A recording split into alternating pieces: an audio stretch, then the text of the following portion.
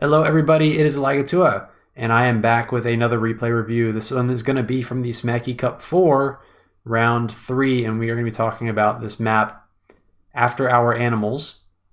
And this is a pretty cool map. I like it a lot, and there's a lot to talk about, so without wasting any time, we're just going to jump right into this one, and let's do the map review. So, first thing that we should look at is our bases.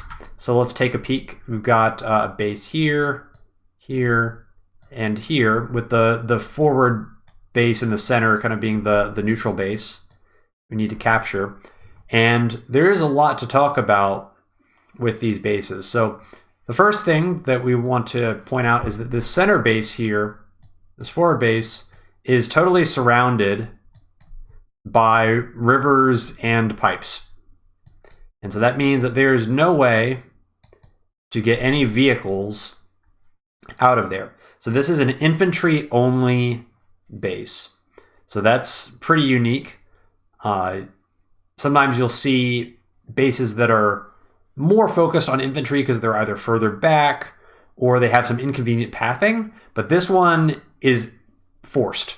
You cannot make anything other than infantry from this base if you want them to be able to get across that river. So obviously it would be totally futile to do otherwise. And the other bases have some interesting pathing going on as well. So this base down here has to go down and then up, and then it has another mountain in the way here. So once you're to here, then you're relatively unobstructed to either go like this way, or more commonly you'd go this way. That's the least amount of obstructions. And from this base, you're forced to go left and through a forest here before you can either continue to go up this way or cut across to the right. So this is a pretty unusual base setup because you only have two possible vehicle bases, since you have that one base that's forced to build infantry, and also both of them kind of have to go around mountains in order to get out into the center of the map. Additionally, this base has a really interesting mechanic really interesting interaction with this spy recon that is on the other side of the map. And we'll talk a little bit about that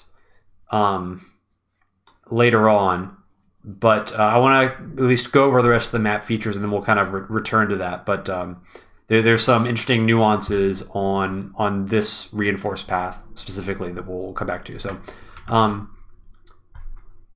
right, that's our bases. We got an airport back here, and so these are, I mean, it's kind of behind the pipe seams, but not really. I mean, with the airport, you can kind of just fly around if you go back. But obviously, opening up the pipe seams will at least speed up your air reinforcement slightly. But it is, despite the airport being a little bit further back than the bases, the reinforce time is pretty comparable with your vehicles from the bases, just because your copters, especially once if you end up breaking down these pipe seams, they're going to be able to go out and go over the mountains that are going to be obstructing your vehicle reinforcement. So it kind of ends up evening out, and so the airport ends up being pretty viable and something that you're going to want to invest in your battle copters, at least some, on this map, because it is at least reinforcement wise, it's quite good to get stuff out pretty quickly to your front lines. So we don't have any ports on this map, so let's take a look at our comm towers. So we've got a comm tower here, and comm tower here. And so these are relatively safe comm towers for each player's, at least at the beginning of the game. I have seen some games where these end up getting denied, but if you can get to these early enough, it's going to be pretty difficult to exert too much pressure on them, because you have this spy recon that is giving you a lot of vision of this area. And so if the comm tower ends up getting contested, usually you're going to be able to see stuff kind of come across this way, and it's hard to kind of take you too much by surprise.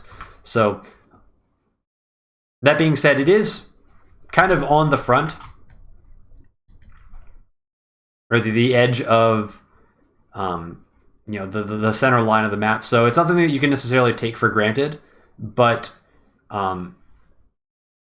you definitely you don't want to neglect it, and you also don't want to overcommit to deny it. That's saying a lot without saying anything at all. But anyway, just mind the comm towers. And we got a lab in the center, which is kind of our tiebreak lab. I do like having the lab for tournament games. It's just it becomes relevant sometimes, so I just like the fact that it exists. And as far as terrain is concerned, I mean, there's a lot of green on this map. So let's talk about some of this terrain before we get into to contested cities, because these are going to have some relevance on each other. So maybe the most notable feature of the map is this giant highway that kind of leads through the middle of the map and connects the two sides, and it actually connects to one of the pipe seams. And so what happens is, if you break this pipe seam, then you can very quickly get your units that are kind of trapped back here out into the center of the map. And notably, if you get this APC, it's already very close in position to this tile, and maybe later on this tile, so that you can kind of start slingshotting units out of this infantry-only base to the front lines very quickly. So that's a pretty nice feature, and obviously the roads are great for the recon as well.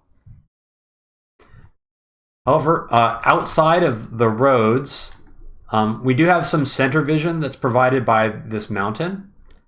So this mountain can see like the lab, and a little bit further than that, kind of up to these forests. So these forests, you're not going to see things enter in from the mountains, but you can see kind of all the other tiles along that diagonal. And then everywhere else, so if we kind of draw a diagonal line through the center of this map, it's something very apparent should reveal itself. I'm going to do my best to draw a good diagonal, like a proper artist. I don't know if that's a perfect diagonal, but anyway, you get the idea. So if you just kind of look at all the tiles that are near that red line, there's one color that stands out a whole lot, and that color is green. It's not the color of money, it's the color of Jake. We'll get to the CO discussion later, but when we start to look at these contested cities, it's something that we really can't ignore very much, because there is just a ton of plains along the center line of the map, and the center line of a map is generally where the majority of the fighting is going to end up happening. So if you're looking for like terrain bonuses, and you're thinking about Cole versus Jake, like, is there going to be more fighting on roads? Is there going to be more fighting on plains? Well, it is true that there are a lot of roads on this map, but actually a lot of the roads are behind the front lines, and the amount of roads that are actually directly to the left or right of the dividing line of the map, it's relatively few. So that's kind of a quick and dirty way to get a read on a map, just by performing this exercise. So I think that's a decent overview of the terrain. Let us talk about the contested cities here. So the contested cities are a little bit more complicated than usual. So right off the bat, these two cities are relatively contested, but they're especially more of denial cities. So this one is going to belong to player, I think player 1's in the bottom left. Was that right? Yeah, I'm going to check. Yes, player 1 is in the bottom left.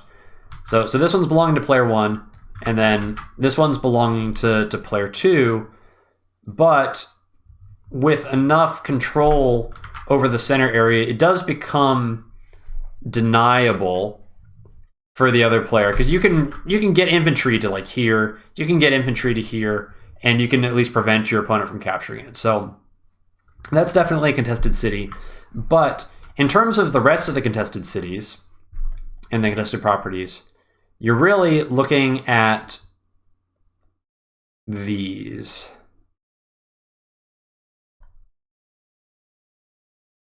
And these.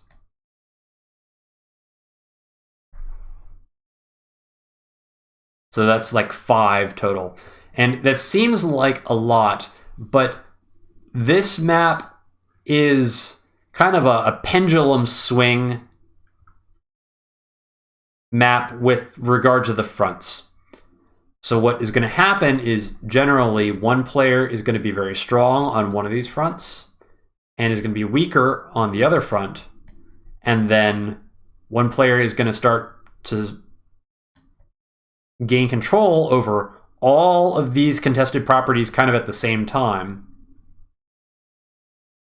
And they need to take as many as they can before the opponent reinforces. And once the opponent reinforces, then they need to kind of retreat get as much as you can and run away and kind of try to preserve as much as you can faster than the other person can do the same to you on the other side. So it ends up being a very dynamic situation. It's not generally a situation where one player is going to be like kind of building up across both of the front lines. I mean, that can happen if both sides kind of allocate their forces evenly, but because deathballing is so strong in general, and consolidating your forces is generally a pretty good tactic, oftentimes what will happen is one player will consolidate everything here, and the other player will consolidate everything here, and then they will push, and there's not going to be much to be able to fight against it. And so that player is just going to take all this stuff, even pushing pretty deep into the enemy territory, and the other player is going to take all this stuff. And then once they get deep enough, they're going to be like, okay, it's actually dangerous to keep pushing, so we change sides, and now, take it back. So I'm kind of repeating myself here, but it's this kind of map. So it's a little bit mistaken to think about these properties in the kind of the traditional contested property sense, where there's like one that's easy and then like some other ones that are more difficult to get, and you should kind of go for these first and then go for them in like a certain order. This map is just like you get as much as you can on the one side, and then you get as much as you can on the other side, and you hope you do it faster than the opponent, and then you win. That's basically what it boils down to. So at the end of the day, these ones, these two can kind of be contested early, but really it's the pendulum swing on these 5 properties, including the comm tower, that's going to decide most of the game. And that is it's a pretty large set of properties that can end up being flipped. So you can have some like pretty large income swings as part of this game. All right, let's talk about some other elements of this game. Or of this map. So we need to go back in time a little bit. So we got these spies. So I'm really happy to see this mechanic built into a map in a good way.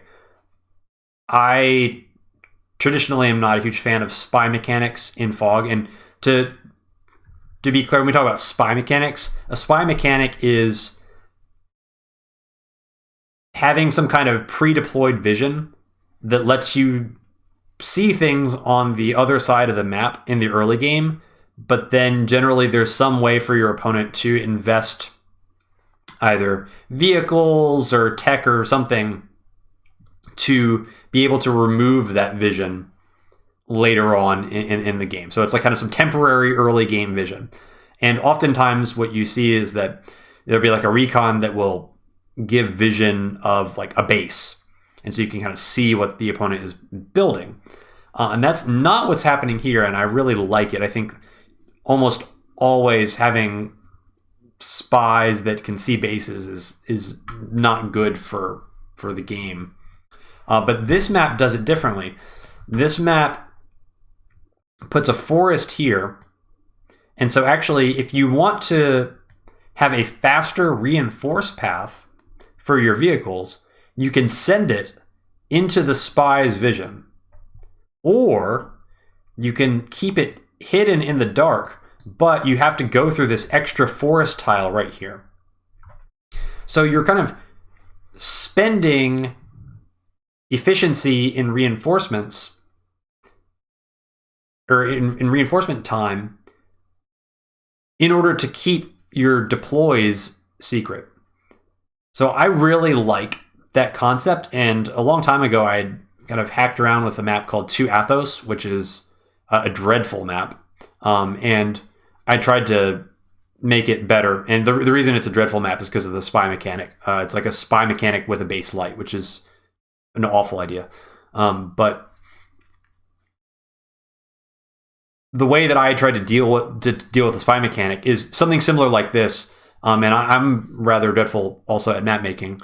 So I gave up after a while because I just lost interest in seeing it through. But this is the same concept that I came up with for that map, but it's actually accomplished in a good way. So shout out to the map maker, who I will look up your name because you deserve to be shouted out. Well, I just had to look up the name Mommy Macsack. So no comment, I guess, other than great map. So good job. All right. That's the spy. And then the spy also is sitting on a neutral city. So not only do you if you clear out the spy, you cut off the enemy vision, and it's going to make your vehicle reinforcement slightly faster, but then it's also going to give you a little income boost. So that's a pretty tantalizing offering, I guess, to invest some time in clearing out the recon. That being said, the recon is trapped behind all these rivers, so you are going to need either like an artillery or a mech or a copter to get over the river to actually deal with that. So you can't just like send a tank down and pop it and be on your way. So it is going to require some investment to get through that. All right, I think we're done talking about the spy mechanic. Let's talk about the other major gimmick of this map, and that is these pipe seams. So the map starts with an APC and a recon just stuck behind these pipe seams. And by breaking either one of the pipe seams, you will free up both the APC and the recon to start fighting for you and transporting stuff. And so that's 9,000 funds worth of units that are locked behind the pipe seams. And that's quite a good amount. So it's definitely worthwhile to invest the time to break these pipe seams, because that is having an APC, especially in combination with this infantry only base, is very, very useful for the synergy. Additionally, breaking one of these pipe seams is going to speed up your airport reinforcements in whichever direction that you break the pipe seam. So there's that benefit as well. But really, it's the extra units that you're getting that are the main benefit. That being said, as with all maps that have pipe seams, especially pipe seams that provide a pretty big benefit early on for breaking them, it also creates vulnerability if you try to go for it too early. And so many players, I think, on this map just opted to break the pipe seam immediately. And that is a thing that you can do. But I'm sure I've mentioned this in other videos, but I'll say it again. Pipe seam damage is visible outside the fog of war. So any damage that you do to this pipe seam, even if it's on your own side of the map, can be seen by your opponent as soon as you do it. And so if your opponent is paying attention to the amount of HP that is left on the pipe seam, then they're going to be able to know if, for example, you've built an artillery and are attacking that pipe seam. And sometimes knowing that that is your build order can telegraph some vulnerability that maybe you're vulnerable in other places in the map because you've committed an artillery to kind of stay on your own side of the map and shoot at the pipe. So it's always a tricky balance, and it's something you need to be thinking about and paying attention to, watching both your opponent's pipe seams HP to see what they're doing, and then being mindful of what kind of information you're revealing about your build based on when you start breaking down your own. There's also some interesting trade-offs here in which pipe seam you break. Now, it does seem like at first that both pipe seams are relatively similar because they both free up the units behind them. So you definitely just want to pick one or the other. It's not super important to break the second one necessarily, but you are getting different things depending on which one you break. And there's arguments to be made for either one, and it kind of just depends on what you're trying to accomplish. And especially like what your CO is actually is also pretty relevant. So let's talk about the trade-offs here. So for this one, the benefit that you're getting is that these units are going to get out into the map very quickly once the pipe seam is broken. When you compare it with this one, the units will still have to go around here in order to get out on the map. And so that's going to add like an extra 1 or 2 extra turns of movement to get out on the map. So that's definitely one argument for breaking this pipe seam. Additionally, the airport reinforce improvement is 2 squares going in this direction, where it's only 1 turn more efficient going to the south. So if you ignore this one, then you need to send copters to the south. You just move it right 1 square and then down, so it's not as much of an impediment. So that's 2 things that are kind of pointing towards maybe this one as being the one that you would want to break. That being said, the argument for the other pipe seam is that if you build an artillery from this base and you put it like here, generally is where you send it to, building the artillery here allows the artillery to very easily then go straight down to the spy and deal with the recon afterwards without needing to make another artillery or some other unit to clear that off. So you're kind of sacrificing some reinforcement speed for the units popping out from behind the pipe seam and maybe some minor airport reinforcement. But you do get the synergy of you'll be able to clear off that spy more quickly and get that potential extra city's worth of income more quickly as well if you're going to break this pipe seam. So I think probably by default you want to break this pipe seam, but there's arguments for doing it either way. If you are going to break this pipe seam, my suggestion would be to probably clear off this recon with a copter. instead of building a second artillery from this base to come down here and clear off the recon. But all these things kind of depend on your game plan and your CO, the matchup, and all these other things. So that's my guidance. Additionally, one other thing. So this recon is going to be able to do 1 HP worth of damage to whatever Pipeseam it wants in all the turns leading up to whenever it gets busted by artillery, presumably. And so that chip damage is actually pretty relevant because artillery with a comm tower are going to do 44 damage. And so that's going to leave 11 HP of damage left on the Pipeseam. And so if you're getting to like day 8 or whatever, then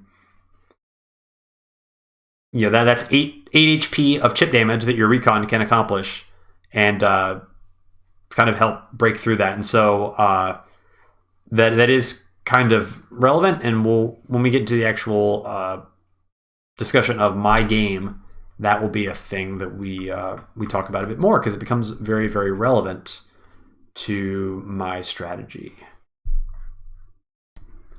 Okay, I think we've covered a lot of the map. When we talk about the overall dynamics of this map, we really need to talk about it in combination with our COs and our CO picks.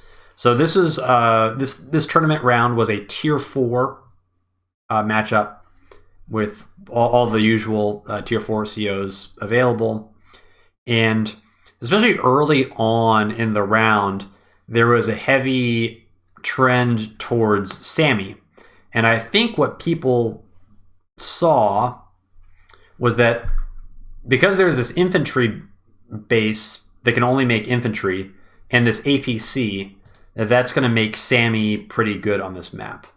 And I think that was a mistake, and it was kind of unfortunate for me, I think, in many ways, that just the previous rounds stalled a very long time, because by the time it got around for me to play my match, the meta had shifted in a very different direction, and people had correctly figured out, people had drawn the line across the center of the map, and they saw all the green, and they're like, oh, actually, this is a Jake map.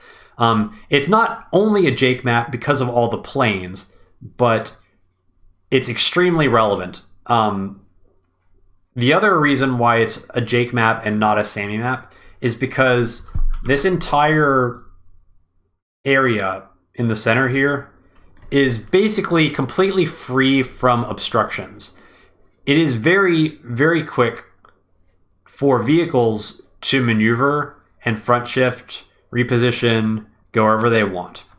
And so Sammy wants to have maps that are not very open, where the mechs can kind of clump up in an area, and then you have to try and attack into them, but you don't have the numbers to kill all the mechs because the mechs are cheaper than the vehicles, and they've kind of achieved critical mass to the point where you can't really deal with them anymore because there's too many. But on maps like this, it's so easy to maneuver around and just, there's 4 mechs somewhere. Well, I'll just go literally anywhere else on the map in 2 turns and kill everything there, and the mechs are then useless. So it's very hard for a Sammy player to avoid getting into vehicle fights on this map because the vehicles are maneuverable enough and can front shift fast enough to force Sammy into vehicles just to be able to keep up. And once you're in a vehicle war with Sammy, it's, well, why are you Sammy in that case anyway? So I do think that Sammy was a major bait pick, and I kind of picked this as a Jake map right away when I saw it.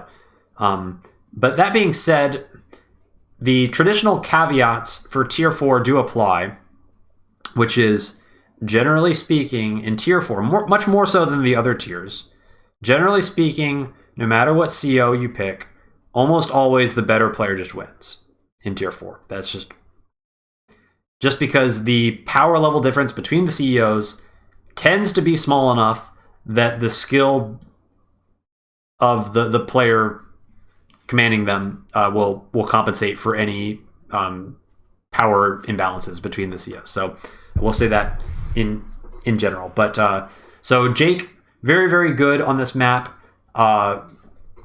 You're going to get the planes bonus with your copters, which is very helpful because the copters are quite good on this map. And let's look at these cities. Okay, so this city, contested city, 2 planes. This city, 3 planes. This city, 3 planes. This city, 3 planes. This city, 3 planes. Comm tower, 3 planes. 3 planes, right? Oh, this is 3 planes as well. Haha. I mean, just look at this. So 4 of the 6, I suppose, contested properties on this map are all almost completely surrounded by planes. So this, and especially on a 1 tower map, this makes Jake infantry insane because Jake infantry can basically deny push, deny captures, deny attacks from your opponents completely without vehicle support. Just by having infantry, you can clear infantry off of cities with no other help, which frees you up to put your vehicles elsewhere on the map and death ball elsewhere. So the fact that this is possible as Jake simplifies your strategy tremendously because you're free to death ball much more aggressively. You don't need to worry about leaving behind like 1 or 2 vehicles on the weak side to slow down your opponent from stealing all your cities. You can just kind of, two grass infantry kills the infantry on a city, and you can buy time that way very easily and very cheaply, especially using your APC to funnel a bunch of infantry to wherever you need them. So that's there's just a lot of reasons why Jake is very, very good. So I think with that segue, let's get into the game.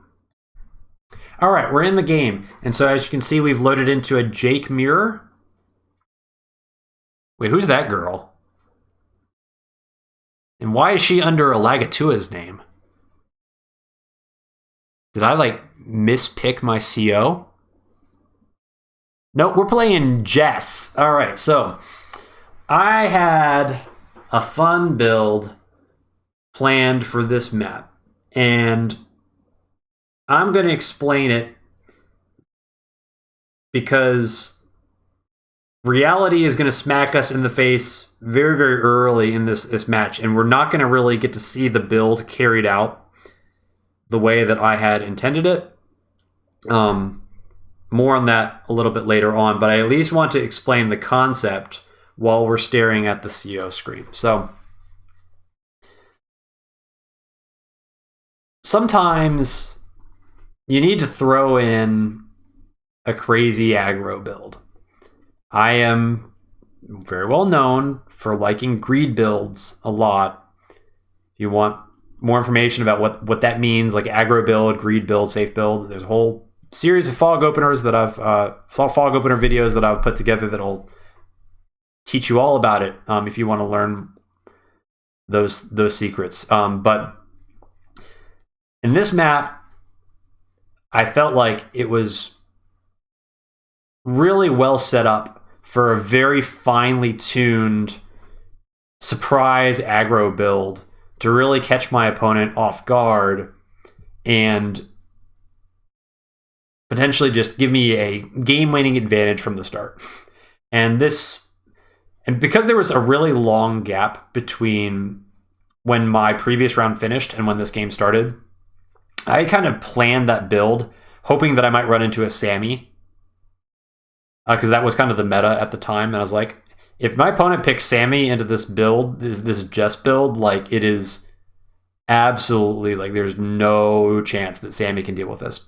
And unfortunately, the meta kind of shifted to Jake. But at that time, I was like, do I really want to make another build for this map and use Jake? Like, this build is so fun. Like, why don't we just do the build anyway? It's tier 4. Like, who cares? Like, the better player wins anyway. Like, it'll be okay. So I decided to just go with it. So here's the build. Okay. So the build is, we're going to send the recon to do 3 HP of chip damage onto this Pipeseam to get it down to 96. And then with Jess artillery is going to get plus 10% free just because vehicle damage. And then the comm tower gives an extra 10% as well.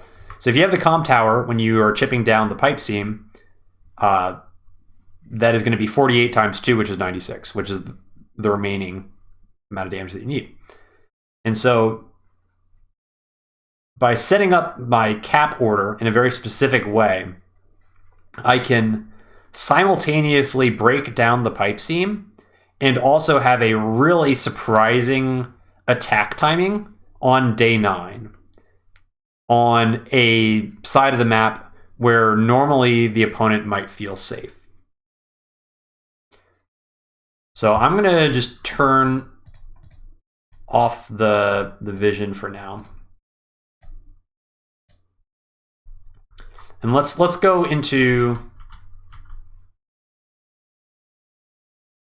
the into the replay, and I'll kind of narrate the plan until the plan is no longer the plan. So first thing I do is obviously I attack the other Pipeseam because I know that I only need 3 HP of damage on the other Pipeseam, and so I might as well just mess with my opponent and misdirect them about which Pipeseam I'm going to break. I don't know if this actually benefits me at all, but why not? So I do that. So I just start attacking the other Pipeseam because I only need 3 chips on this one. And this is, free information for my opponent that, anyway. And my opponent also chips the center Pipeseam, so I'm like, cool. So we're skipping this city and going for this one.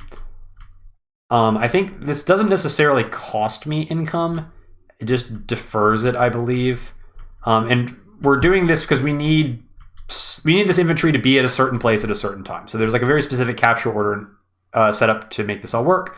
And this guy has to go to this city first as well instead of this city for later. It just has to be that way.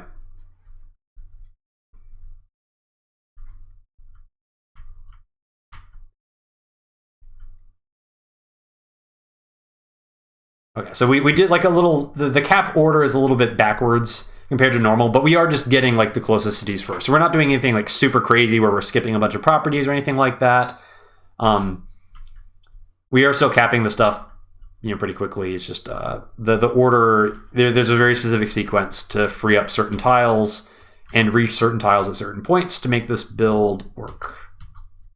Okay, so it's day 5. We got 10,000 income, and this is where the build starts to come online. We've only built infantry so far.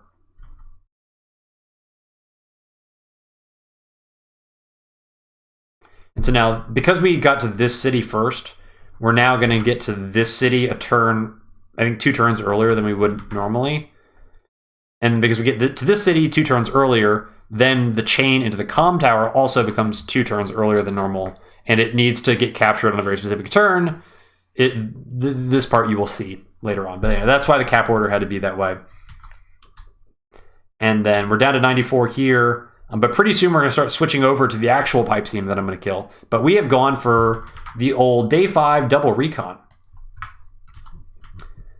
The very traditional Jess opener of double recon.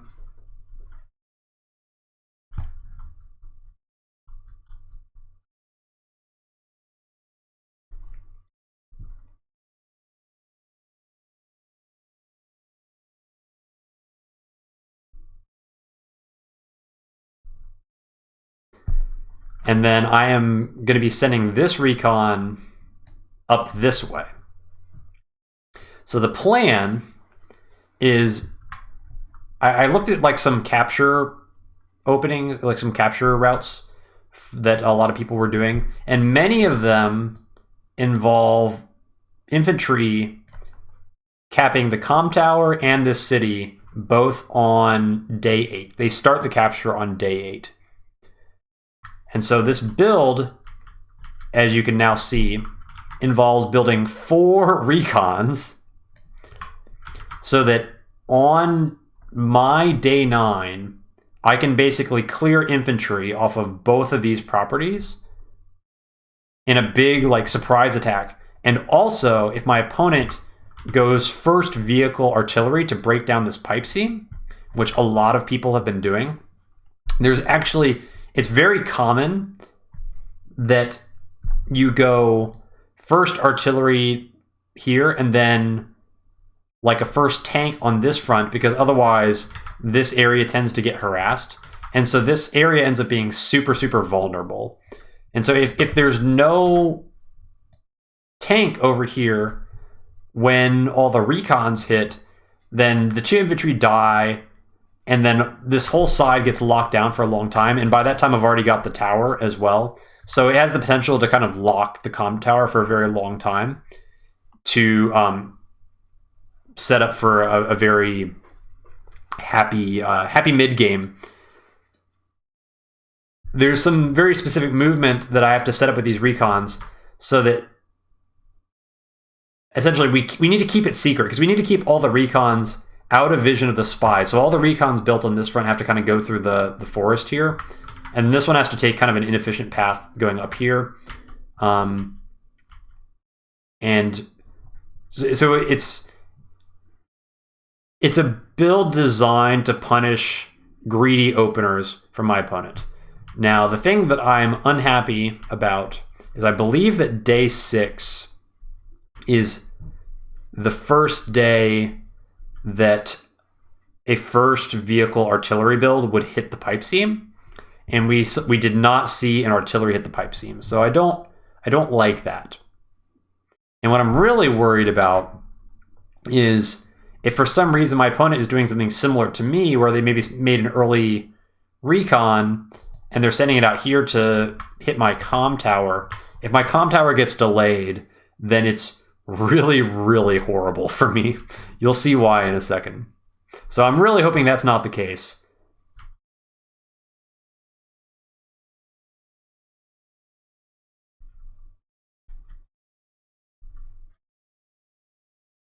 But so the plan, again, so we have these 3 recons that are going to be like hard contesting these 2 cities. And then this recon is kind of like the surprise recon. Like if for some reason things go awry up here, then you've also got this surprise recon kind of going down to this corner.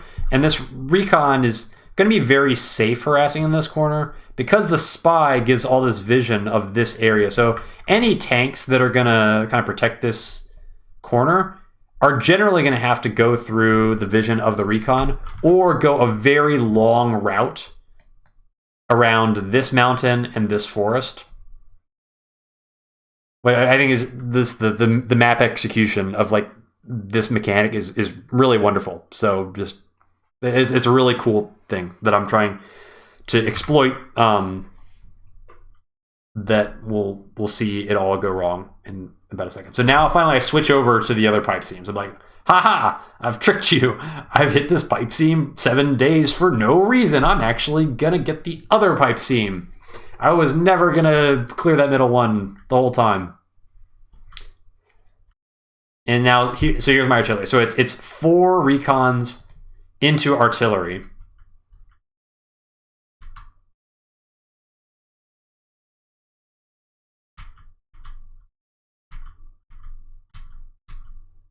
And thanks, I hate it. And a recon shows up, so womp womp. So that this has to be day 4 recon by my opponent. So I mean, good on my opponent, not playing too greedy and ruining my cool build. Not only is it, I mean, it's better being here than on the comm tower for what it's worth. But my whole plan, like, I was gonna have like this recon, I think, in like this woods and this guy here. I'll just show you. I have a screenshot of what I set up. Here, so this is what I set up. So I was like, you know, this recon's in the woods, and this recon is out of vision of like a bunch of things, and this guy is like farther behind, but they can actually all reach these cities next turn. So like if you go one turn ahead, then you have like, you know, potential for either three recons here, or like one of these infantry can kind of flex onto this city.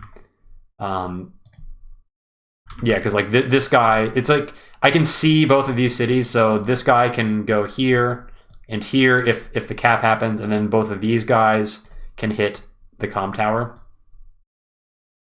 Anyway, so that's the build. And then this guy can flex up here to this city. It was a cool concept. But yeah, but the fact that the recon shows up there, the recon showing up here just absolutely blows apart my plan. Like it absolutely cannot work anymore, unfortunately. So I mean, I guess there's a lesson to be learned here, which is sometimes if you target a very specific opener and you do something very commitment heavy, which is what I've done. I've built 4 recons as my first 4 vehicles and no tanks, and then an artillery after that. So it's like it's going to be day 8 for my first tanks as Jess. If you do that, then you're going to need some kind of backup plan in order to make it work. So let's see what we do now that we've been spotted.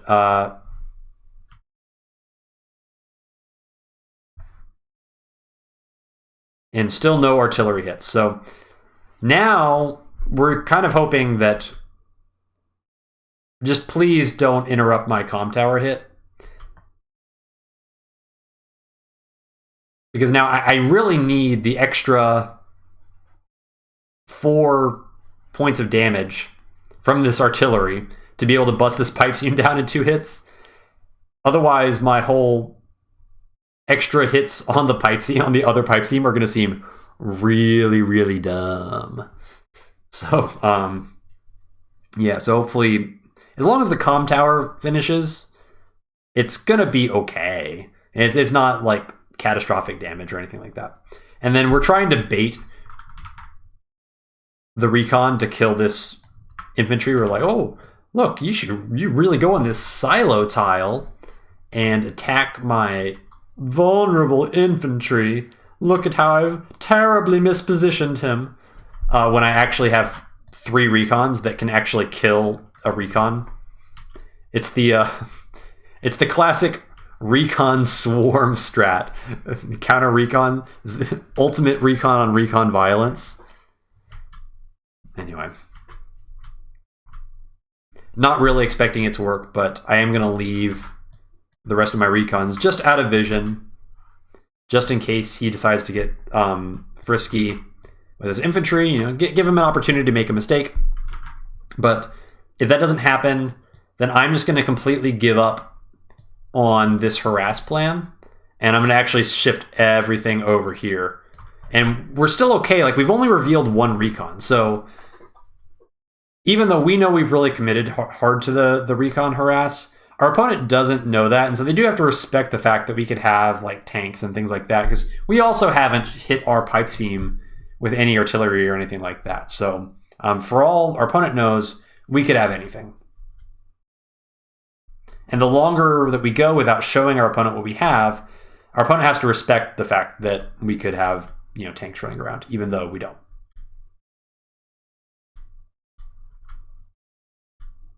So you see the comm tower get capped here.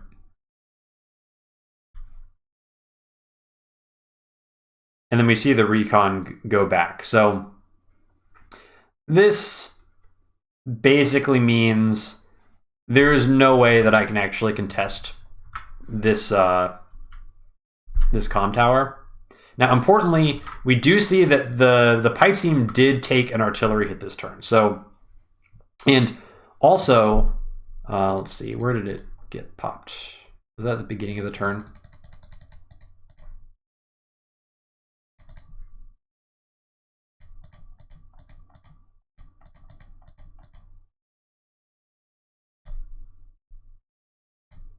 There's the wiggle. Yeah, okay. So, what? Oh, 91. Okay, so that was the recon hitting it. And then it got hit again for 47. So it took 44 damage. So that little bit of information is actually important. It took 44. And we know that the comm tower hasn't been capped yet. So that means that the artillery has to be on a grass tile hitting this pipe seam, right? Because it's got the extra 4 damage. So it means it has to be here. And the significance of this is that we know that actually the artillery was built 2 turns ago, because it takes 2 moves for the artillery to make it here. So that helps us reconstruct the opener a little bit, and that's relevant for this next turn, because now it's like, you know, I could send the recon in and delay this a turn, right? But when I looked at like what the income curve is for my opponent, what I realized is that it makes a whole lot of sense for this just to be recon, artillery, and then tank from the top base. And if the tank was built, I think, on like day 7 or whatever, then it is basically in position to counterattack any kind of recon harass. So to me, it's a little bit of like kind of metagaming and trying to think about what your opponent is thinking. But the fact that this recon is left very vulnerable to any tanks suggests to me that my opponent is not worried about a tank showing up and hitting it. Which is a shame, because if I had a tank, you know, ready to hit it, like I guess in like one of these positions, right? Like the synergy with the infantry would be really nice, but and then I could send the recon to delay the comm tower, but I don't. So there's no need to try and send this recon to its doom just to delay the comm tower 1 turn, and then it's still going to get completed anyway. So we're just going to give up on that plan, and we're going to assume that there's a tank up here.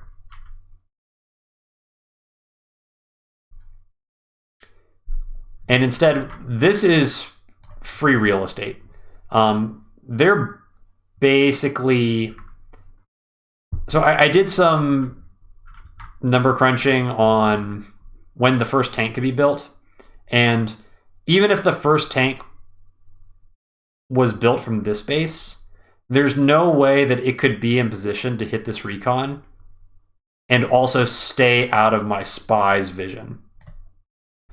Because if the tank kind of goes through these trees and then he's got to go around here, it's not a thing. So I get a free recon hit off on that infantry. So at least we salvaged something, right? Like we did early recons, we got some damage off. So that's nice at least. The problem now, though, is that because we've committed so hard to recons, we really have no counterattack threat at all. We're all harass and no counterattack. We're kind of glass cannon. Also, this is really weird, right? This city is capped already. Like, this city is done capping. It was capped last turn. And I'm just starting to capture this turn. And so I kind of went back and was like, what? How did this happen? And what this meant is that the first infantry that came from this base actually just went straight all the way to this city. It's the only way mechanically that this could have happened. That's kind of interesting. I mean, it's pretty good for my opponent, because I would have definitely loved to harass this city if it wasn't capped already. Like, I would have been really well set up to do it. But that is not an option anymore, because it is capped already. And that's not going to be something that I can deal with very easily. So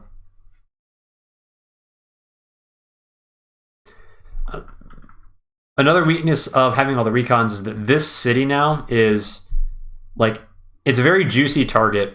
So if we're working on the theory that my opponent has like recon, you know, tank, artillery, this guy becomes a very, very alluring target to jump in on. And there's really nothing that I can do. Like, I can't protect it. And I show my tank here. I don't know if this was a good idea or not, but I showed it in the hopes that my opponent would see it and be like, uh-oh, tanks are coming. Maybe I shouldn't harass this city because my opponent is not all-inning on the strong side because there's tanks coming this way. Even though I've got no countermeasure at all for an attack on that city. So I reveal the tank, but I know that I'm capturing this city with the possibility of it just getting denied, and I can't do anything about it. So yeah, it doesn't feel great. My cool opener not ending up being that cool, but we do get the comm tower finished, so that is going to let us get everything out of the Pipeseam on schedule. So you see we got 48 left, so I timed it perfectly where we did exactly the right number of hits to clear it off. Well, I guess in retrospect, I probably could have done extra damage with this infantry if I wanted. But anyway, regardless, doesn't matter. So this 3 HP infantry goes into the forest, which is actually super annoying because it can then counterattack any capture of these two cities, which I would have loved to have gone for this turn. But now I have to put units next to the forest to clear out that infantry, otherwise it's going to delay that cap for a turn. And also, now Jake having this comm tower, this city, it's very, very difficult for me to cap this city now. Because if I stick an infantry here, these two doofuses are just going to come and one-shot it on these two tiles. So this is the power of Jake on this map. Like, you know, I ought to be strong down here, but the fact that there are just infantry here makes this, jump scare, makes this very, very difficult for me to acquire. So it's pretty frustrating, and now I'm really feeling the Jake power here and regretting my memes a little bit. Let's see, hold on. There was something interesting I wanted to talk about. Yeah, so 47, 46. What? So I noticed that there's a 1 HP damage done to this Pipeseam. And then later on it gets busted. And so this is me noticing my opponent just made a simple error for forgetting that the tank, or forgetting that the artillery was going to clear the Pipeseam and attacking it needlessly with a recon. So that means that recon is going to be one full move behind where it ought to have been. So sometimes these small things end up mattering.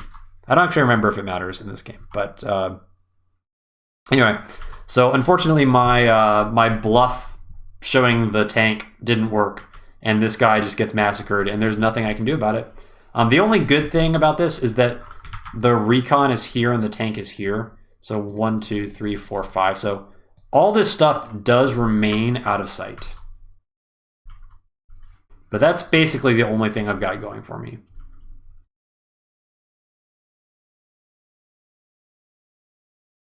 And then annoyingly, this infantry retreats because I really would have loved to have killed it with my army of recons. But yeah, it's just it's good play by my opponent, and unfortunately, just like the openers are not quite working out for me. Like, it's not catastrophic necessarily for me, but I was really hoping to get an advantage from this, you know, very finely tuned opener, and it has not provided any kind of advantage for me at all. That being said, I do see this tank shown, and the fact that this tank reveals itself basically confirms that there's nothing, like, it basically confirms this is the first tank on this weak side. And because that's confirmed, this is a completely unsupported capture, and this recon can just harass it for free. Additionally, there is a fun play that I can go for now, because I do have 3 recons. And recons, Well, they don't have anything to kill, but there's one thing that they can do, and that is sit in front of cities and block the way. And if you'll notice, with our superior vision, thanks to our bazillion recons and also our spy, we look at the positioning here. So here, 1, 2, 3, 4, 5, 6. Here, 1, 2, 3, 4, 5, 6. Tanks can't reach this tile. Tanks can't reach this tile. So actually, this city is mine if I want it. And I want it. So we're just making sure we don't see anything else here. We take our free harass. We get the high roll there, which is, it was always likely, but it's nice because if it's 5, then it only delays the cap by 1 turn, but when it's 4, it delays it by 2 turns. So it's nice. And then we're just going to drive on these recons, and we know nothing can reach these guys. And I pull the infantry off of this cap to steal this city. Oh man, it's such a funny play. So I'm just like trying so hard to squeeze, what is the phrase? Squeeze blood from, or squeeze water from a rock or something like that. I don't know. We're just trying to get any value out of these stupid recons that we can, because they can't fight these tanks. Like there's nothing I can do. I can't contest the army that I'm fighting against. And I got my city my infantry killed up there. So it's like, fine, you're gonna deny my city, I'll just take your city. And we can't even bother going for this city anyway.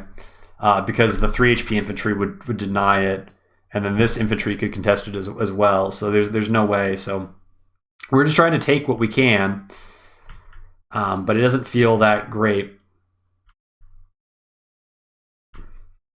At least we do have tanks starting to arrive on the map. So we're not going to be helpless forever. But this is like a 1-turn window when this is possible. Like after this turn, this is no longer a thing that I can do. But this 1 turn, there is an opening for me to do this exact play, and I know that there's no way any tanks can reach me. And then we're going to go back to hiding our tanks now. Because giving away the information is actually not useful anymore.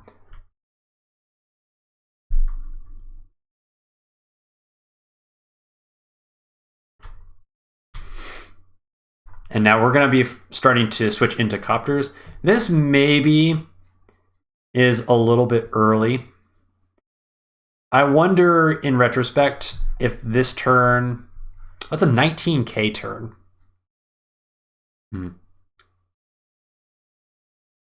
I wonder if maybe this turn should have been another tank turn. And then we save the... I don't know. It's tough because something that I've seen a lot on this map is I've seen, like, as soon as the Pipeseam gets broken, like, copters are coming this way, like, immediately. And especially as Jake, like, that's definitely something that you could see.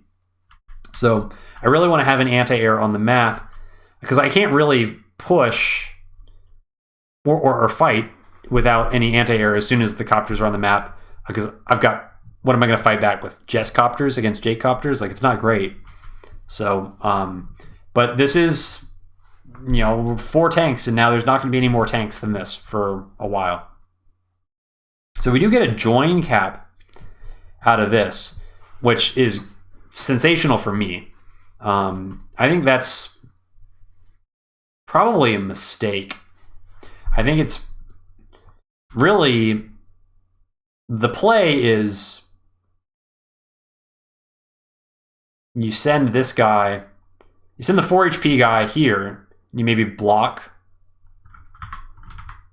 and then you send the other full HP infantry back on the city, and you're like, okay, if you continue to harass this city, then this tank is just going to kill the recon. But regardless, we get the join cap. The join cap is very good for me because infantry numbers overall are very, very important, and a join capped infantry is a dead infantry. So this recon has killed an infantry by himself, and also we got the kill on this infantry over here. So while my 3 recons over here accomplished, well, very little. This guy, by his lonesome, has essentially removed 2 infantry off the board. So that's a great success. So at least it's not totally catastrophic. But obviously that tank comes down. We see another tank. So we're starting to see tank chaining from here. We see the APC show up, and hello. But hey, we got the city. And now this infantry is going to be rewarded for a sacrifice by everybody running away, because we cannot stay there. But we do get a lot of caps this turn, so this is pretty nice. And this is the synergy with the artillery breaking this pipe seam. So from here, it's 1 turn to go here, and now it's in position to start dealing with this spy as well. So it's quite efficient. It's just this artillery is going to be busy for a long time, and these guys have to kind of loop around, so they're taking their sweet time. And we're kind of lucky that our opponent smacked the pipe seam needlessly with that recon, because that's actually slowing down the recon when normally it would have a lot of benefits from just getting out on the map. Okay, so other objectives for this turn. We can't really accomplish much else down here. We stole this city, but there's tanks. There could be tanks like over here. You know, there could be tanks over here. And this, I mean, I'm sure my opponent is not happy that I stole this city away. And so these guys, these 3 recons are probably... actually, my opponent, I don't think, has seen this 3rd recon. But regardless, these recons are going to be drawing aggro. Drawing aggro from all the tanks on the map, like bees to honey. So we need to not have them there anymore. They need to run away. And we need to set up a better position where maybe now we can kind of rotate back this way. But we definitely want to at least consolidate, because we'd love to fight in this corner if we could, but we just have less tanks because we built so many recons. So fighting in this corner is not that great, and looking at like the infantry numbers, not that great. Also, this infantry is going to die, not that great. Tough turn. My plan A for next turn is to artillery, copter, and kill this recon in 1 turn.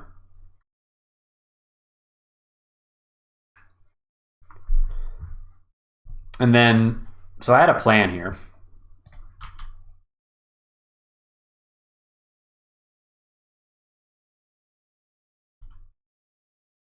Okay, let's talk about the plan first before we go into any more detail here. So the plan was, if this recon sacrifices its life to hit this infantry again, then not only does it's going to delay an extra turn, but actually I can move this infantry over to this square. And because I have vision of everything, this basically forces this guy off the city in order to kill the recon. So it's like you can either keep capping it with this guy, but if you do that, then you're gonna have to spend the tank and the infantry killing my infantry.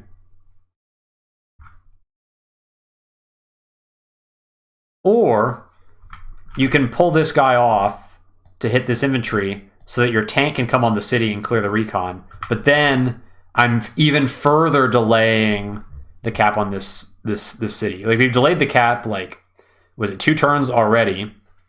And then I think, you know, forcing the infantry off delays it a 3rd turn, and then it's got to get recapped, so it's delayed for a 4th. And so, like, you're potentially delaying the cap for like up to 5 turns from when it would have been done originally. So we're kind of giving up the recon for free, but at the same time, this does force the tank to commit to this corner. And what we're going to do with everything else is we're going to kind of death ball to the center. And so the idea is, okay, if we can draw like these guys to the corner, then by having everything else towards the center, we should be able to win a fight anywhere else that we choose, because we should just have more stuff. So that's kind of the thinking here. And so we're going to consolidate everything into the center. I put this tank here so that the tank can cover this infantry. But really, I'd like it if I would just be able to move him towards the center next turn to consolidate with everything else. But I do have the pivot benefit there. And then we're going to sneak the tank into this woods. It's out of vision of the guy on the mountain.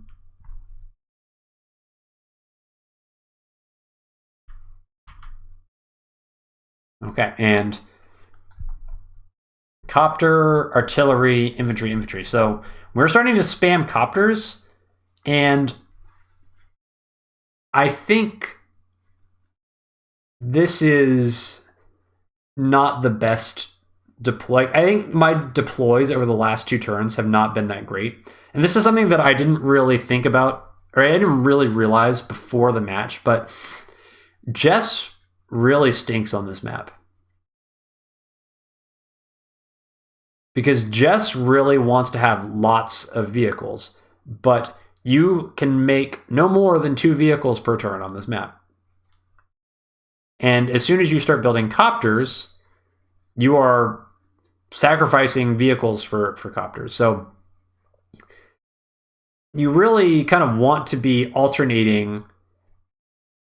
But once you get to like day 10, when you got pretty close to like your half income, like 20K is about the number. Like you really want kind of like tank infantry on 1 turn, and then copter anti-air recon or copter tank recon infantry the other turn. Because you basically, 1 turn you're not going to be using your full income, and then the other turn you'll be having more income and you use it to add on an air unit. But at least that way you're always building 2 vehicles per turn, because you're so constrained by only having 2 vehicle bases that you really need to always be pumping vehicles out of both of those bases every single turn. Otherwise, it is a problem, and I have not done that my last 2 turns. So I think it's not great for me. The way that these deploys worked out, and we're going to see something a little unexpected this turn. So you see the recon coming to the top right corner, and that's fine because this tank can one-shot this recon. So it's like, okay, we'll delay the cap there, but at least we'll get the recon. And this is really, really nice. I almost wonder if this should have been reversed. I think the order should have been like, I think the 4 HP guy have died. I don't know. Jess infantry are really bad. I think it's probably smarter for the 4 HP guy to go first, because then this guy remains at 10 HP. If you're going to do this. But if the 4 HP guy was going to die, then it's probably not. So I don't know. And then, of course, I didn't realize that there was a guy in this woods. I thought this was going to guarantee me this cap, but I was very wrong. Anyway, so this is the recon from the center, now finally arriving 1 turn late. And hello. First of all, this is ordering error. If you're going to clear this recon off, don't move this anti-air first to let me see it for no reason. But yeah, he goes in on my recon in the middle. I'm like, okay, well, I'm pretty well set up for this. I've got like everything here in the middle ready to counterattack. Ugh. That's okay. It's still all right.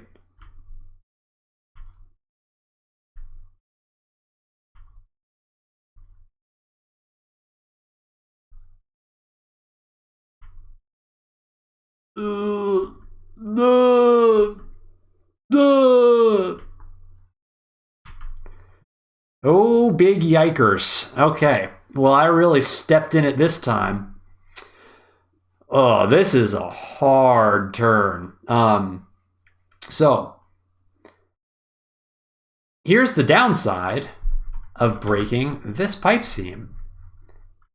I totally forgot about the artillery. I thought, for sure, like, there's no way my recon could get contested on this city. I've got all my stuff mid. And I should be able to counterattack, like, if for some reason he goes in on it. But actually, I don't have all my stuff mid, because my artillery is busy setting up to deal with this spy, and this artillery has finished its work already. And so, actually, I'm fighting a vehicle down. I'm fighting a vehicle down.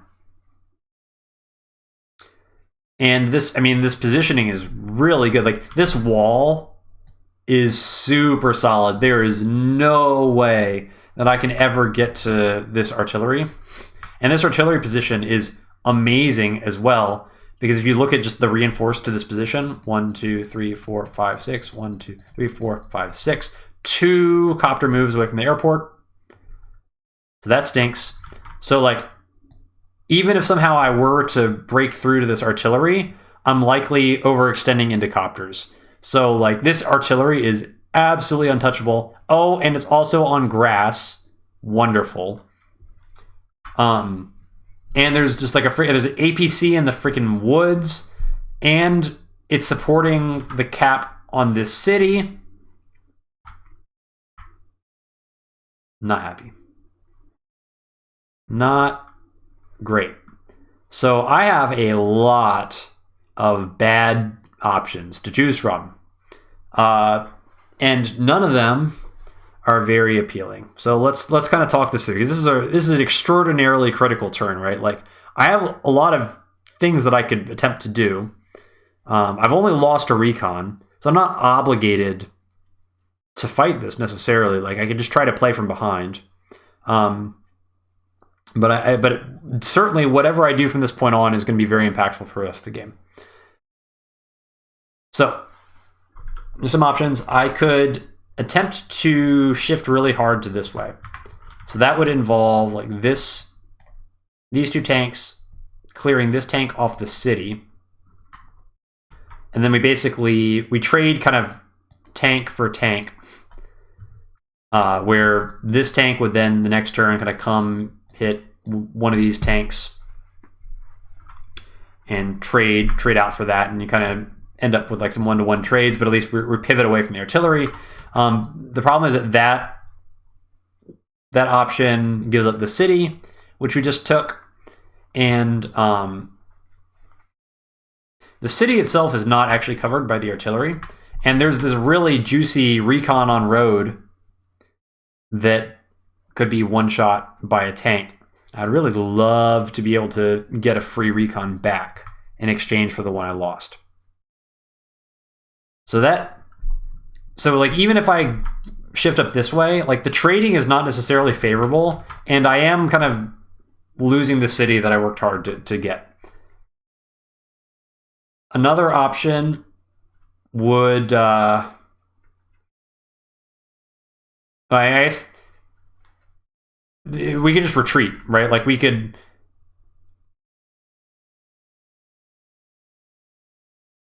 like try to delay this infantry for like a turn and maybe try to set up better next turn.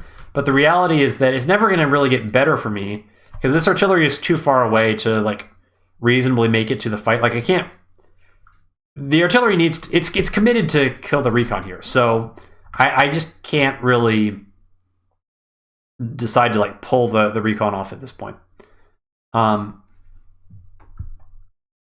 Additionally, I'd really love to have this tank go to the center, but I can't give this up. Like, I'm losing down here really, really hard. There is no way that I can contest this bottom right. So we're gonna have to give all these cities up.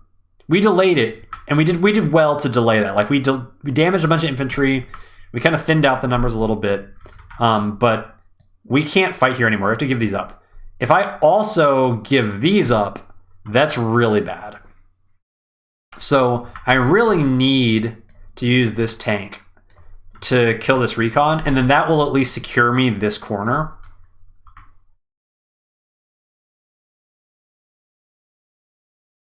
But if obviously this tank goes up this way, then any sort of fighting that happens here, well, it's not going to be helping me there. So I'm going to be fighting a tank down. So the third option is we go in, boys. It's, I mean, tank on road, anti-air on road, recon on road. Just try to be really, really efficient. And we have the potential for a turbocharge next turn, because we're definitely going to be generating some charge if we go full ham. And we just hope that the turbocharge is enough, and we just say, like, we're going to eat artillery hits. We're going to take the damage, but we're going to be efficient enough because we're first hitting with all of these vehicles here that the damage that we do is just going to outweigh the counter damage. The problem with that is that we can get a very efficient initial trade, but we saw the second anti-air coming. And what is our reinforcements behind these tanks? It's anti-air, artillery, and 2 copters.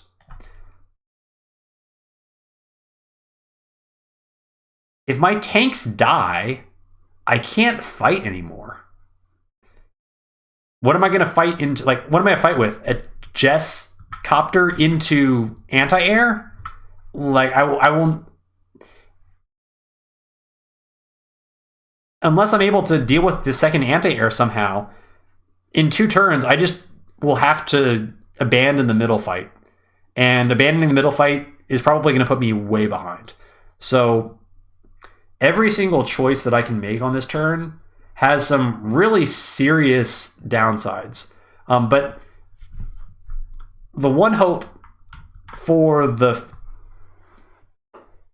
face smash approach is that we will be able to keep this city. And the trade is really efficient. So we're going to go with face smash. So here we go. Everything is hitting stuff. Recon gets 1 shot, getting what value we can out of Jess. We get a good roll here on the tank. I think that was a favorable. I forget exactly how favorable that was, but it was. I guess that tank had chip damage on it, and then we lose the roll. This is like a 80% roll on the anti-air to bring it down to 2. So that was really kind of frustrating. Yeah, but and then we send this infantry in, pop that recon. So the one good thing with this is we do kill both recons that we know about. So it is possible that our opponent has no more recons, and they will have to be fighting kind of in the dark for potentially quite a while. If they don't have any recons behind this, it's going to be like 3 or 4 turns before recons can show up at the front again. So that can be very scary because who knows what lurks in the darkness. Now we know that what lurks in the darkness is a bunch of anti-air and copters, which is not tanks, which is what we'd really love to have 2 tanks. It is a little bit unlucky for me in the way that the deploys worked out. It's very strange for someone to go double anti-air before copters. So I don't know. It's just the way that it worked out is just not great for me. And it's a little bit of just like happenstance. I was expecting this to be a copter instead of an anti-air. And if this was a copter instead of an anti-air, then I'm probably much better set up next turn because this anti-air is in position to counter like a copter that shows up next turn. But that won't be happening. Anyway. So the artillery starts chipping away at the spy. I mean, it's not all bad. Like, my opponent has nothing to deal with this spy yet. So we are going to be, like, eventually we'll be capturing this city and getting some income faster out of that. Let's just hope that the game isn't completely lost by the time that happens. And as we said, plan A was to use this copter to finish off this recon. That is no longer a thing. We need the copter to be supporting our fight. So the copter has to go center. And it is still out of range of the anti-air, but it is as close as possible. And I do have this other recon that was coming from here. And so this is a recon that has some flex value. I can either send it mid to continue the fight, but I am definitely stronger than my opponent up here. And so my infantry down here are in shambles, and I'm going to lose all these properties. So I need to set up to start getting these properties. And whoever kind of flips the corner faster is probably going to be the one who wins. Additionally, all this stuff is going to have to fight my stuff. So it can't fight my stuff and also protect this stuff at the same time. It's got to choose one. So at least economically, this sets me up to be in a position where I'm not going to be stuck with an income deficit in 3 or 4 turns. I might be hurting in the fight, but at least the overall board state will be kind of playable. But this turn is really scary because I'm going to take an absolute beating. And I think I calculated a number of really unpleasant ways where, I could, anti-air really shred recons. I could be losing, multiple recons this turn in addition to multiple tanks. I do know that this tank will survive. So I will at least have 1 tank left over this turn. But these guys are going to be toast, and probably at least one of these recons is also going down. It just kind of depends on whether Jake is going to commit this second anti-air and where exactly it commits to.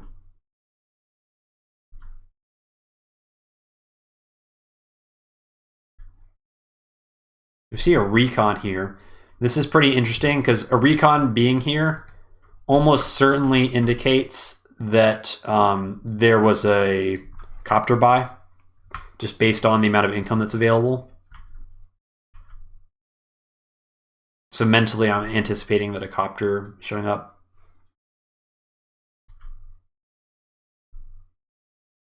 And then we see the artillery show up here. So this is actually great news for us.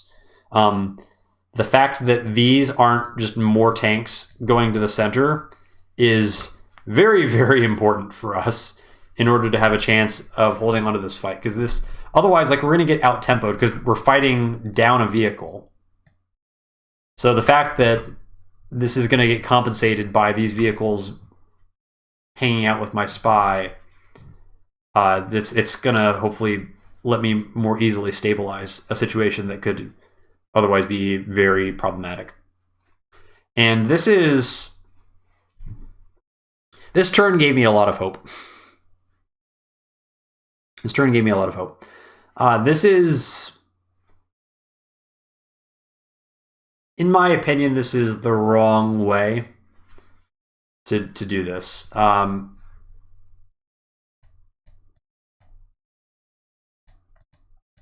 let's see. Yeah, so the 9 HP infantry goes down here.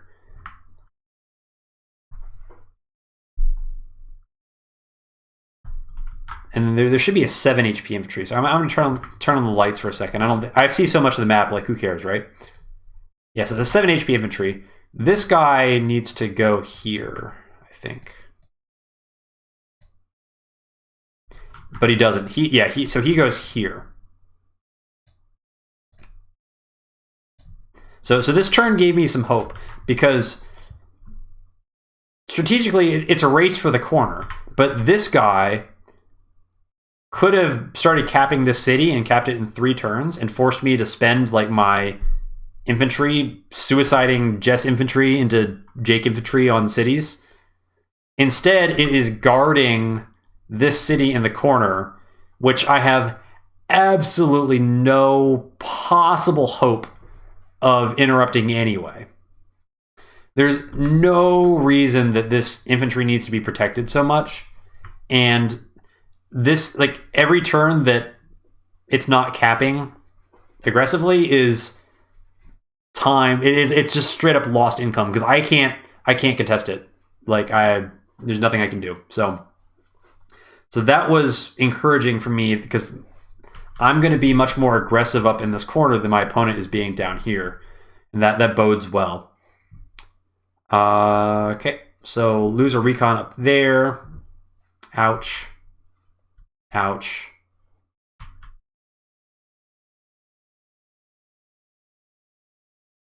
So it does spend this anti-air to slow down this city. And this is, I mean, it's a little bit hard to criticize too much. But this is the impact of not having vision. This copter is not seen by Jake because all the recons died. I guarantee you, if Jake knew that there was a copter here, this anti-air would not be going there. Anything else it does is way better. For example, it could have gone here and killed this infantry. And then it would have been on a city. And then it also would have been very, very, very far away from this tank. But because it went to clear off the tank, it is now on a road next to a city. And there's basically only one way that this fight can go bad for Jake. And Jake doesn't know this, but I know, based on my reinforcements, that if this anti-air is alive, I cannot fight this turn. It's going to get really, really bad. But now that this anti-air is in a super vulnerable position, I can fight.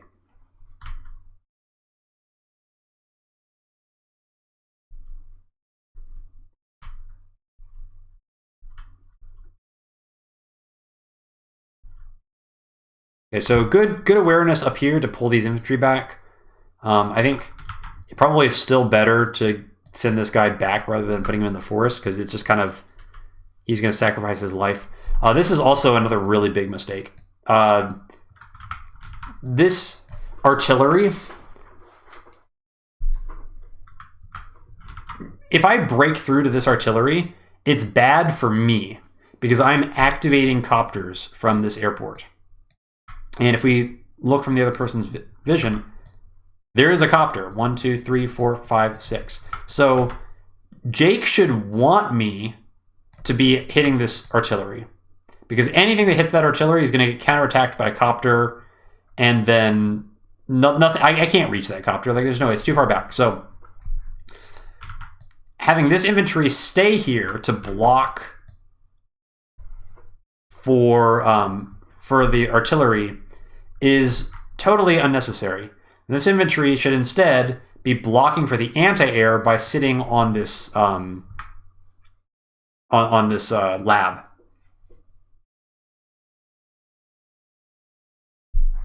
Because sure, like if the infantry goes here, yeah, I can bust through this 2 HP tank and then hit the anti-air. But then, okay, if I spend these 2 units to do that, then all that crap just dies, and then the rest of my army can't fight anyway. So it's like it's a non-option for me entirely. So it's the tactics are everything at this point because the strategy of this game is win the face smash fight in the middle, and now we have a chance to make this work. This is a real easy turn. It's just fight good. Turbocharge, we do get the one shot there. It's a roll, but it's heavily favored for us to get that.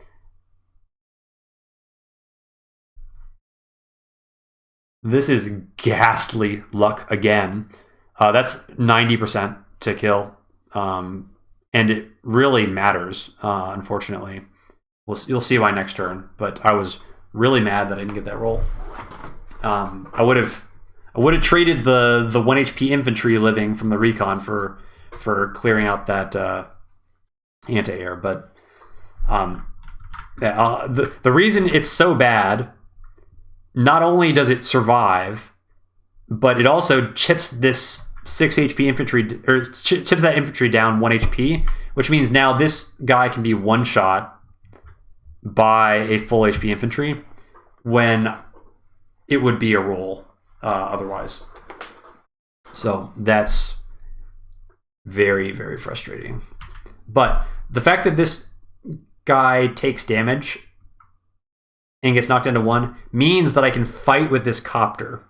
And so that's really, really important to keep the tank situation from snowballing out of control. Now, I see the copter with this recon. I was actually pretty sure that copter was there already, just based on the reinforcements that I had seen. 1, 2, 3, 4, 5, 6. 1, 2, 3, 4. So that's a 2-turn copter, which it kind of makes sense. I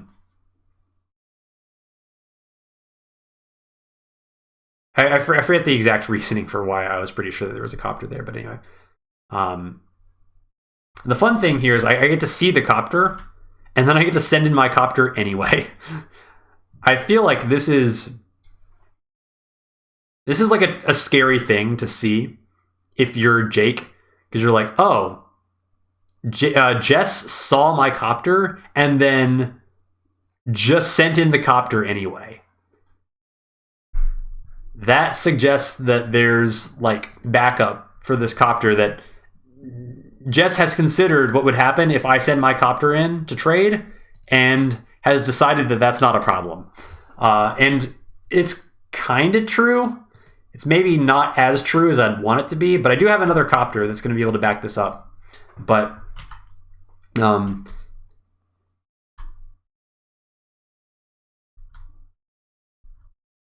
anyway, so we know that this guy is very likely to get interrupted, and that's fine. His job is to draw out the infantry, so that we just trade infantry, and I have more.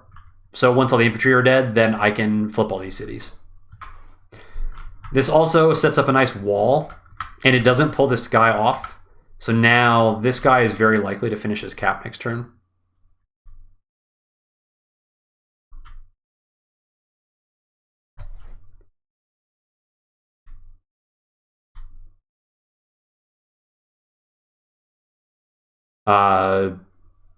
Obviously, I'm going to get block rocked this turn, like 1,000,000%. Like there's no option for Jake here that doesn't involve block rock.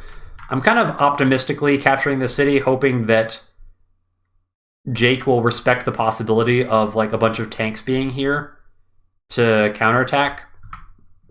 But I'm very aware that like this recon can go all the way to here, or more likely to here, and then see this, and then the tank can like come over and interrupt the capture. But I'm just hoping that Jake will feel like that's too dangerous, because it's pretty realistic for me to have tanks to back that up.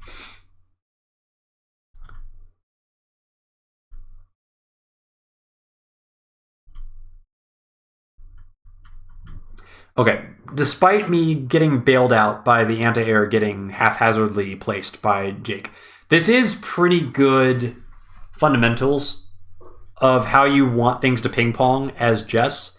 You really want Jake to be block rocking into your turbocharge, because at least you're going to have that 10% extra defense. And the way that the charge is working is kind of ideal, where I'm turbocharging with a pretty full meter. So I'm going to have like a pretty substantial amount of charge left over afterwards.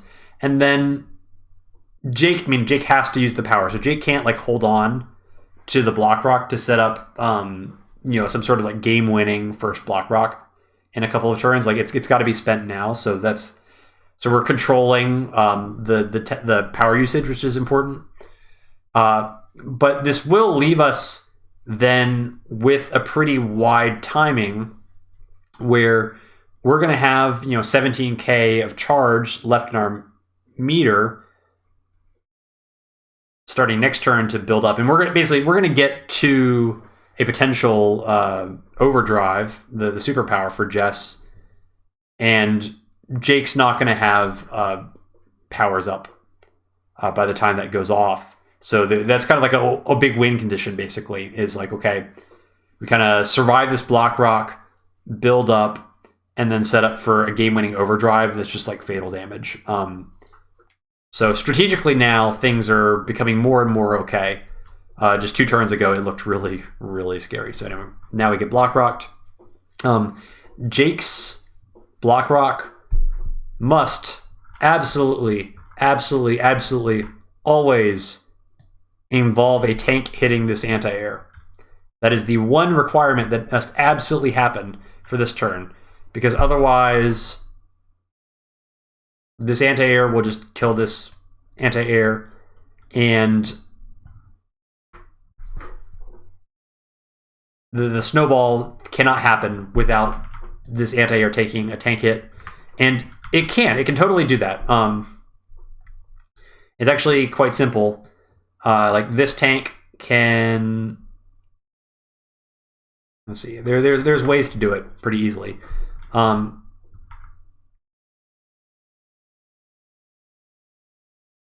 So let's see. How did this work? I think like this tank goes into this recon, kills that, and then this copter goes into this copter from the planes, which has a roll to one-shot, but you can also sack this anti-air to guarantee. So you kind of kill these, and then that frees up this infantry to kill this infantry, because I lost the stupid roll. And then so that takes care of this, and then you can put this guy and just attack the infantry, and then that frees up the artillery to get a planes block rock hit on the anti-air. So that's one way to do it. That's a pretty good way to do it.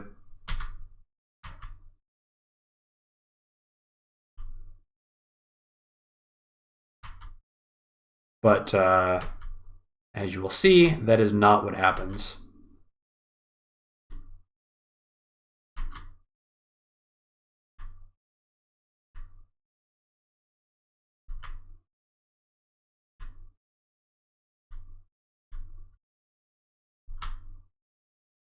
We see another recon show up, so that's like basic. We can kind of tell from our spy that our opponent is spamming copters, because any recon that's coming from this base is probably going with like a copter, because copter, tank, recon, infantry is like 21k, which what does my opponent have right now?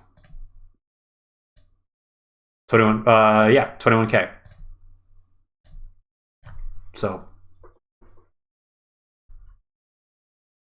and unfortunately, this tank does interrupt that cap.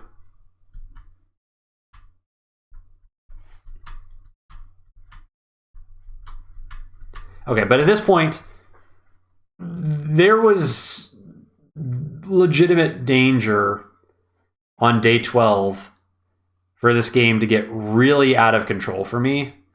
That danger is completely past now. This game is completely under control and should be a relatively routine victory at this point, as long as we just kind of do what we need to do strategically. Because we forced the infantry to come up over here, so now we just kill the infantry, and we're going to have a really strong timing to threaten all these cities in a couple of turns. And now, finally, we are far back enough that we don't need to fight in range of this stupid artillery anymore. And our artillery is done clearing the spy. So now our artillery is finally going to show up. And we've got this artillery that's finally going to be showing up. So like we're going to have like this really big hidden power spike next turn. And this turn is pretty good for us as well. because this anti-air is going to get a free copter kill. We can trade infantry, force the artillery to stay there. We don't care if the artillery pings our infantry. It's fine. This is 100% a bait. This is like, oh, look how free it would be to kill my recon in one hit from these planes. Boy, I'd be really sad if that happened. Into getting smacked by the artillery that's hidden in the forest that you can't see. We'll see how that goes next turn. But I've now at least won the center fight for the infantry, so that's very, very good. And we don't actually care about this copter.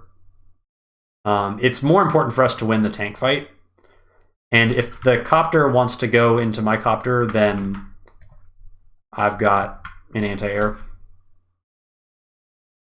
Oh, actually, I killed it with a tank. No, that's pretty smart. I like that. And now, as long as this... My opponent missed their opportunity to kill this anti-air last turn, and now it's too late.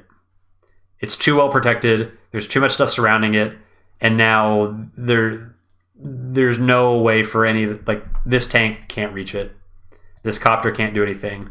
And it's kind of a spiral condition where if you only have copters and you don't have any tanks to be able to hit the anti-air, you just cannot fight. It doesn't matter how many copters you have. You just can't fight. It will always be super cost inefficient against you. And so we were in danger of being in that situation 2 turns ago, and now it's our opponent that's in that situation. And it's bad for them. So we do get this city. So now the income situation is pretty under control. And as long as we just kind of continue fighting this infantry up here, next turn is going to be really scary for our opponent because this guy's going to heal. And this 8 HP infantry is actually going to be ready to go straight for this city next turn. This infantry can go here. This guy can go onto this city. And then this guy can push this way. So all of a sudden, like, we're going to get caps on all these contested cities, like, really quickly out of nowhere.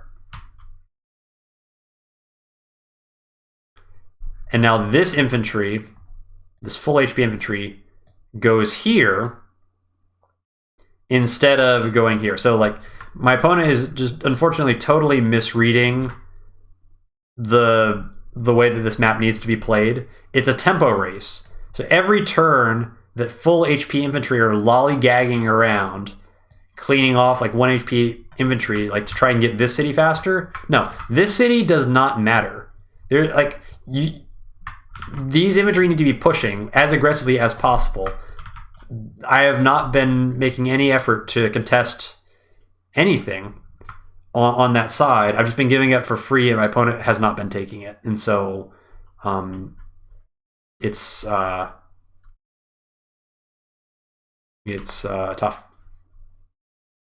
So recon does show up here, which is okay. This is upsetting. I'm going to look up what this roll is. Okay, I'm too lazy to bust out the actual calculator. It's either a 20 or a 30% roll. So if he attacks from here, it's a 100% roll. If you attack from here, it's a 20 or 30% roll, and of course he sticks it.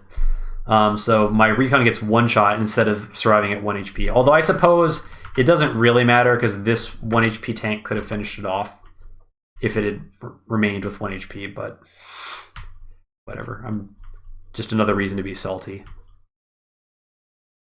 But the fact that this copter has to retreat now is kind of like, it's just a game over moment. Because the fight now is... See, like, what do the damage looks like? It's actually kind of even.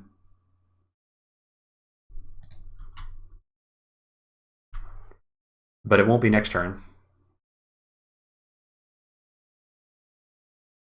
Yeah, so that artillery is very aggressively placed, but The problem is now this artillery is so far forward that it's actually a liability, because this wall is so weak that even if this artillery gets attacked into, counterattacking means that the artillery is just going to stay here, and so it's going to get overrun because it's so far forward. So this can't possibly work.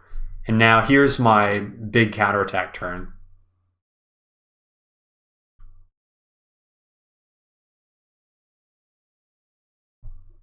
So we can just delay this for a turn, and we'll deal with you next turn. Copter goes in here. We're just getting free value. Anti-air goes north just to pick that off, and we built the wall. So we don't care about this recon. You can't do anything. And now comm tower belongs to me. This city belongs to me. This city might belong to me. Depends on what he's got over here. But this is the tempo race, right? Like, this is how you're supposed to play. Like, you're supposed to, like, this puts a ton of pressure, because if you lose these 3 cities before you get these 3 cities, it's very possible for you to be in a situation where you're 0 comm towers against 2, and that is hard death spiral mode. Artillery over here for good measure.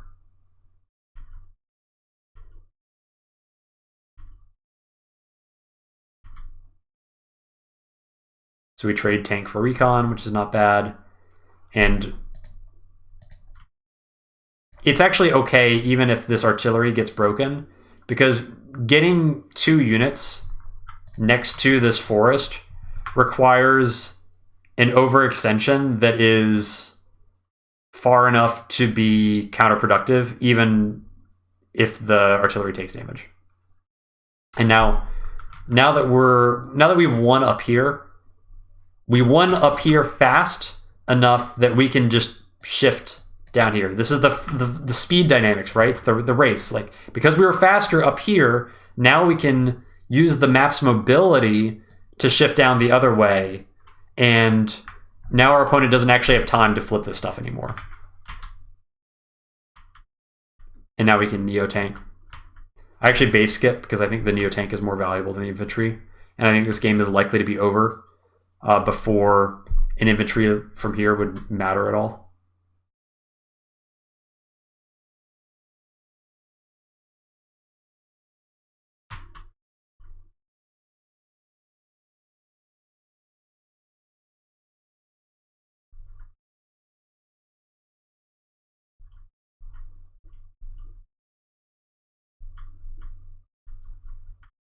So we're kind of playing it out at this point. We got an anti-air that is in range to counter this copter, and we kind of show the anti-air up here on purpose, knowing that we actually had a backup one to maybe give the false impression that we were low on anti-air here to kind of bait out a copter. I think I don't remember if this had vision at any point, but regardless, this is now our power spike because we are at overdrive charge. And also now it's 2 towers overdrive. So this turn is gonna hurt.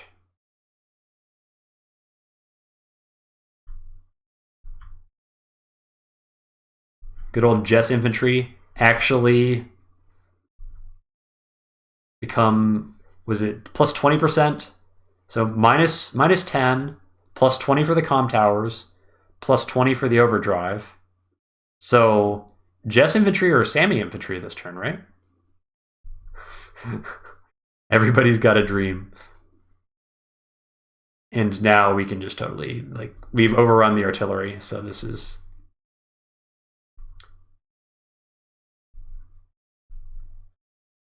very, very unfightable for Jake going forward. And we even protected our city, so it's dunsies now. So I'm not going to speed things up because we get block rocked here, but there's not a lot of drama for the rest of this game. It's decided at this point. we save this city.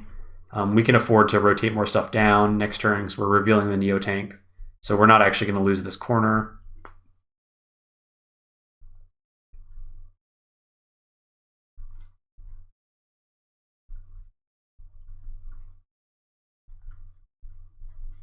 Yeah, pretty much everything.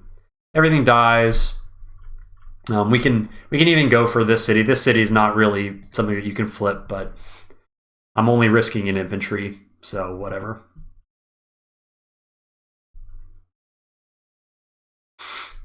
We see a Neo tank. Surprise, but the Neo tank is revealing itself on an infantry, which is fine.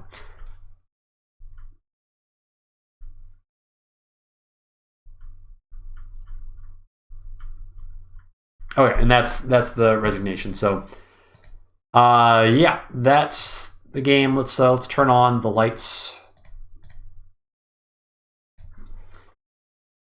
I think there's not so much to go through in the full vision recap. We'll kind of go through it briefly, but because I had so many recons this game, you kind of saw everything there was to see.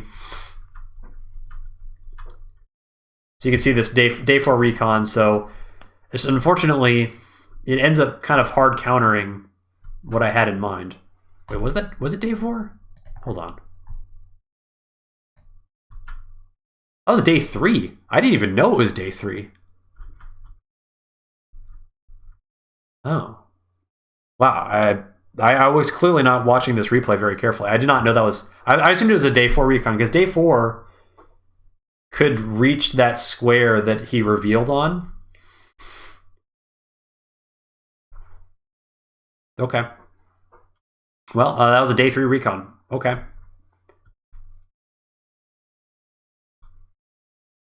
Interesting. Anyway, so we were right about the tank. So credit to us, we did not stick to a plan that wasn't going to work, and we didn't just like forehead our recons into a tank. So we lost the rock paper scissor a little bit, but we avoided losing it harder than we had to.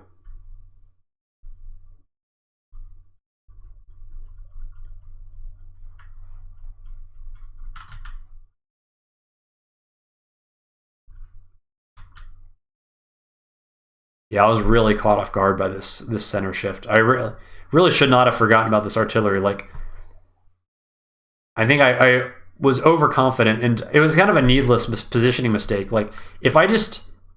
Like, there's no reason why that recon had to go to the here. It could have gone anywhere else.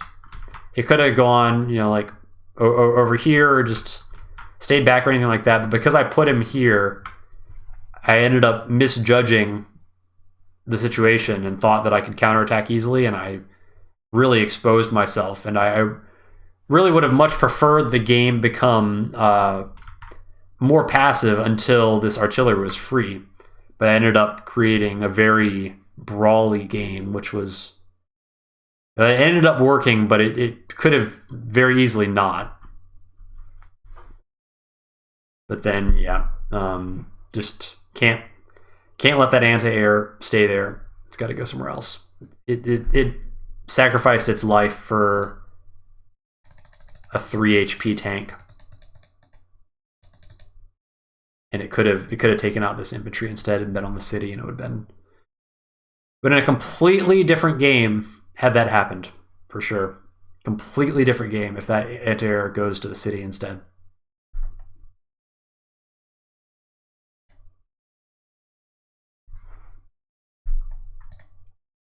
And what did it look like at the end of that turn? Yeah, it was looking pretty bad. Or no, it was at the end of this turn, right? Yeah, it was like 35 to 29. And damage overall is about even.